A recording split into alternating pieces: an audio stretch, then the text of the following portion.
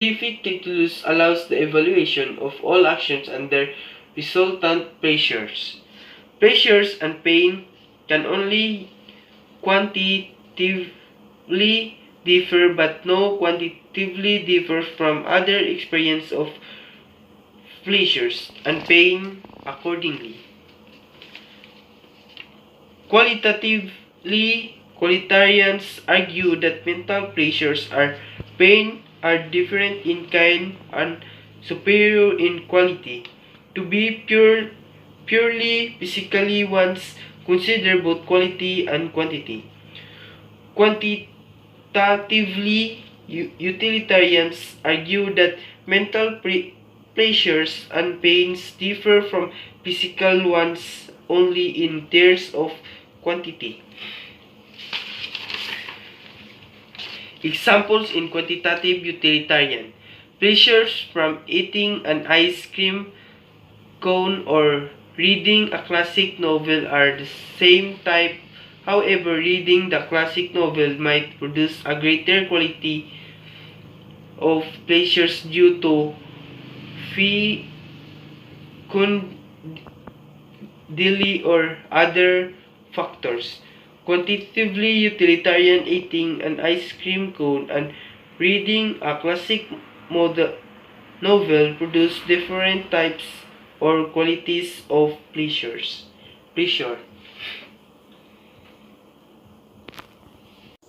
Mill descends from Bentham's single scale of pleasure. He thinks that the principles of utility must distinguish pleasures qualitatively and not merely quantitatively. There are higher intellectual and lower base pleasures.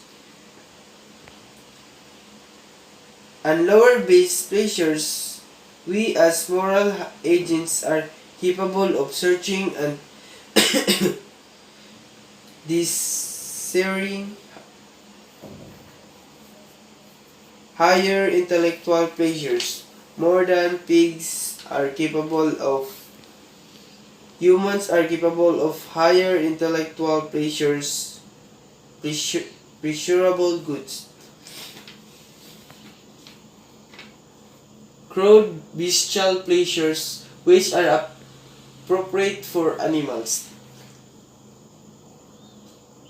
Degrading shoes, because we are natures not easily satisfied by pleasures only for pigs. Contrary of to Bentham Mill argues that quality is more preferable than quantity. An excessive quantity of what is otherwise pleasurable might result in pain. Excessive eating or exercising, whereas eating the right amount of food can be pleasurable. Excessive may not be the same is true when exercising.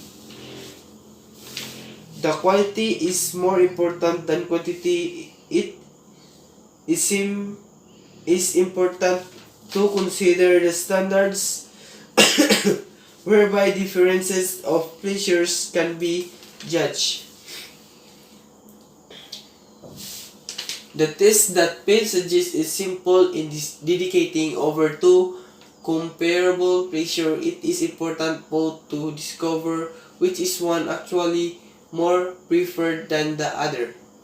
Mill discovers anthropologically is that actual choices of knowledgeable persons point that higher intellectual pleasures are preferable than purely sensual appetites. Higher lower pleasures. It is better to be a human being dissatisfied than a pig satisfied. Better to be Socrates dissatisfied than a fool satisfied.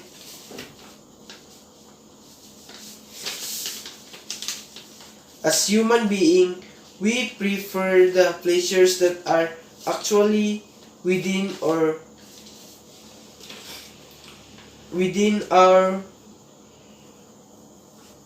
group. For example, the pleasures of an Ilonggo eating chicken, Igorot eating pinipikan.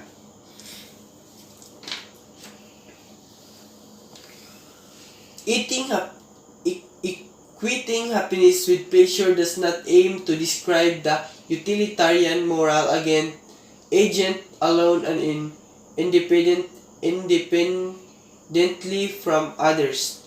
This is not only about our individual pleasures, regardless of how high intellectual or other ways noble it is, but it is also about pleasures of greatest number affected by the consequences of our actions.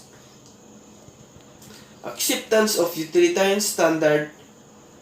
For that standard is not the agent own greatest happiness but the greatest amount of happiness us together. Utilitarianism cannot lead to selfish acts. Utilitarianism is not dismissive of sacrifice that procure more happiness for others. It is not about our pleasures nor happiness alone. It cannot be all about us if we are the only one who made happy of our actions, then we cannot be morally good.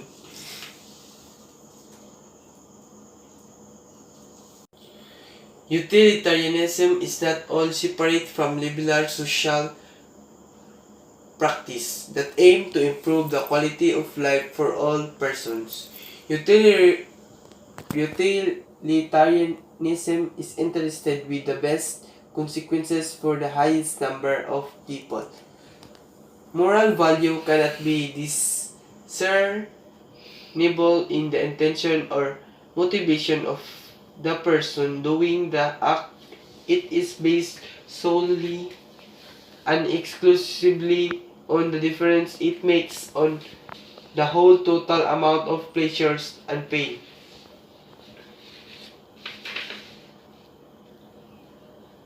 What is the right? Mill understands justice as the respect for rights directed towards society's pursuit for the greatest happiness of the greatest number. For him, rights are a valid claim on society are justified by utility. Rights referred are related to the interests that serve general happiness. Society is made happier if its citizens are able to live their lives knowing that their interests are protected and that society as a whole defends it. Utilitarians are also the staunchest defenders of animals' rights. Person's right, he has valid claim on society to protect him in the possession of it, either by the force of law, by that of education and opinion. Right is justifiable on utilitarian principles in as much as they produce an overall happiness that is greater than the unhappiness resulting from their implementation. Utilitarians argue that issues of justice carry a very strong emotional import because of category of rights is directly associated with the individual most vital interest. All of these rights are predicated on the person's right to life. Legal rights are neither inviolate nor natural. Mill creates a distinction between legal rights and their justification. Legal rights are not morally justified in accordance to the greatest happiness principle. Then these rights need neither be observed nor be respected. Mill seems to be suggesting that it is morally permissible to not follow, even violate, an unjust law. Unjust law, code of harmony with the moral law, is not noted in eternal and natural law. Moral rights take precedence over legal right.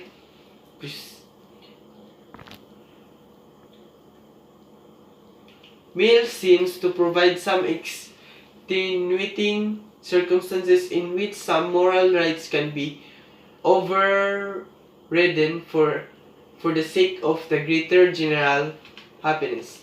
Going back to the case of wiretapping, it seems that one's right to privacy can be sacrificed for sake of the common good. Mill's moral rights and consideration of justice are not absolute but are only justified by consequences to promote the greatest good of the greatest number. Justice can be interpreted in terms of moral rights because justice promotes the greater social good. Bentham and Mill see moral good as pleasures, not merely self-gratification but also the greatest happiness for the greatest number of people. Philosophic calculus, a framework for quantifying moral violation. Mill provides an adequate discourse on right despite it being mistakenly argued to be the weakness of utilitarianism. He argues that rights are socially protected interests that are justified by their contribution to the greater happiness principle. Thank you for listening. Hope to give you an ideas in helping to understand utilitarianism.